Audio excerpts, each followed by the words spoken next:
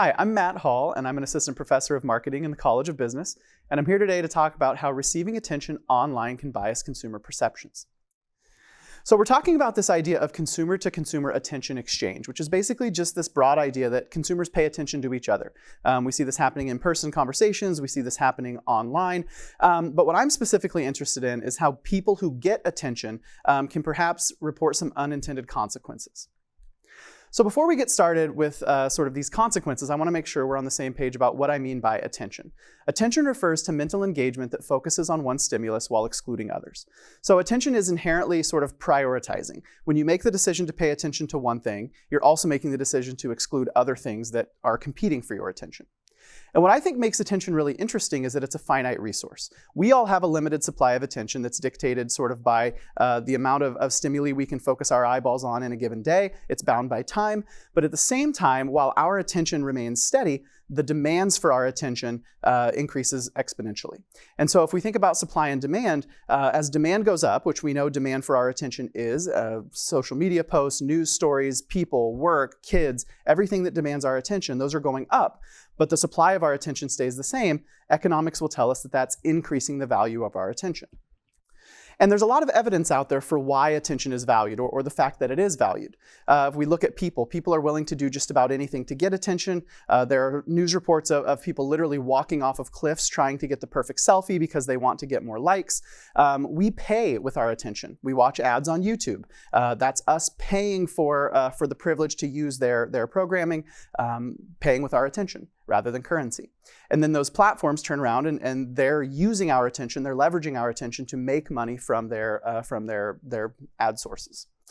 And then if we look at celebrities and influencers, the ability to get attention and keep attention is a large determinant of status and wealth. Those celebrities and influencers who are the most successful right now are the ones who are able to keep large quantities of consumer attention. I'm particularly interested in what happens when consumers like you and me share content and receive attention. And I'm specifically interested in this because there's a lot of evidence that shows that when people share content online, they're very attuned to how much feedback they get, how many views, how many likes, how many comments, and those types of feedback metrics. So in my studies, what I'm interested in is when people share content online, what happens when they receive more attention versus when they receive less attention. And I'm specifically interested in a couple of focal outcomes. First, I'm going to be talking about consumers' satisfaction with their shared experiences. And second, I'm going to be talking about sharers' offline attention biases. And I'll explain a little bit more about each of these phenomena when we get there. So first, we're going to be talking about satisfaction with shared experiences. One of the ways that consumers get attention most frequently is by sharing about their consumption experiences. So I go to an OSU football game, I go to the zoo, I go to a pumpkin patch. I'm going to share about this content online, and I'm going to receive varying levels of attention. Some posts might receive a whole bunch of attention. They might sort of blow up or go viral, if you will. Other posts might receive a little bit less attention. Maybe I share that content and I hear crickets, so to speak. So for example, the post on the left, you'll see that the person received 100 views. The person on the right shared the same content and got 10 views. So this is an actual example of some stimuli that I've used in a study that I've run. And what I'm interested in is if the same consumer shares one post or shares this post and gets either higher amount of attention or lower, what happens? How do they respond to that? And just to kind of pull the lead right out, what happens is the more attention that they get, they report higher satisfaction with that experience. And then they go on, when they share about those experiences, they use more positive language when they write those reviews. So if I share and I receive feedback on the left here, I'm going to be more satisfied with that roller coaster experience. And then when I tell other people about that roller coaster, I'm going to use more positive language in that word of mouth if I share and receive that feedback on the left versus that feedback on the right. I've also run a study where I've actually constructed a social media simulation. This was a fun study we ran in the lab where we had students actually consume an experience and share about it. And then we got to actually manipulate the amount of attention that they receive. So rather than having it be hypothetical, we said, here's the actual amount of attention that you're getting from these other people in this simulation. How do you respond? And we've observed this effect using a lot of different experiences, everything from roller coasters to pumpkin patches to holiday markets to mini golf to bowling, all of these different experiences. We've measured satisfaction in a lot of different ways. We've looked at online and offline attention, multiple sharing platforms. So this is a very robust effect. And why does this happen? Well, it happens because when we get attention, it's a positive signal about our status, right? If other people are paying attention to the things that I share, it makes me feel better about myself and my relationships with those people. And when we're experiencing increased self-esteem, we tend to remember our past experiences more positively. So one outcome of receiving more attention when we share content online is that it leads us to actually remember these experiences that we've shared more positively. More or less positively, I should say, depending on whether we get higher levels or lower levels of attention from others. Now I want to shift gears a little bit and talk about a phenomenon called the spotlight bias. The spotlight bias is this idea that we tend to walk around in our day-to-day lives and we think that people pay more attention to us than is actually the case. So as an example of this, if you have a little stain on your shirt, or if you're having a bad hair day, if you walk into work or into a family gathering or a gathering of friends, you are going to think that there's a spotlight shining on you and everybody's noticing that stain or that bad hairdo. Really nobody is, or at least not near as many people as you think. And so in general, we all sort of demonstrate this spotlight bias. We all tend to walk around thinking that people pay attention to us more than is actually the case. But while this bias exists in general, we don't know a lot about whether it, or how or whether it fluctuates sort of situationally. So are there times or situations where this bias gets sort of exacerbated a little bit, where our perceptions become even more inaccurate? Or are there situations where our biases actually become more accurate or reduced, or our perceptions become more accurate? And so to sort of look at these, I guess, how situational factors might influence this bias, we have to understand why it manifests. Why does it happen? Well, it happens because we have to make assumptions about how much attention other people pay to us. And we do this based on the attention that we pay to ourselves. And spoiler alert, we pay a lot of attention to ourselves. And so we try to sort of adjust that or take other people's perspectives and try to guess how much attention they pay to us, but we are not very good at it. What I thought was interesting, though, is offline, when I'm engaging with people in a big room, I have to make assumptions about who's paying attention to me. Online, I don't have to make assumptions. I know exactly how much people are paying attention to me. There's a little number that tells me. And so I had this idea that because online attention is so quantified and it takes the guesswork out of the equation, does that affect then how I leave that online space and go out into the real world? Does that affect my spotlight bias in those real world interactions? And so we ran a lot of studies. We had people view mock posts, similar to the ones I showed you earlier. We manipulated how much attention they got. We ran sort of these anecdotal, scenario-based, or just scenarios asking people how much attention they would think people were paying to them offline. And we kept finding that people who got more attention from that sharing episode reported an increased they thought more people were paying attention to them offline. The problem was there was an issue with directionality here. We submitted this paper to a journal and reviewers said, well, is it really that it's a bias? Or are people who get more attention online, who get more likes and views, are they actually being paid more attention to offline? And we said, that's a very good point. And so we ran what I think is a really cool study to sort of get at the actual bias, the misperception, if you will. So what we did is we ran this study where we brought students into the lab and we had them look up their most recent social media post. And we asked them, how much attention did that post get? Did it get a lot of attention, sort of more than you normally get? Or did it get a little attention, less than you normally get?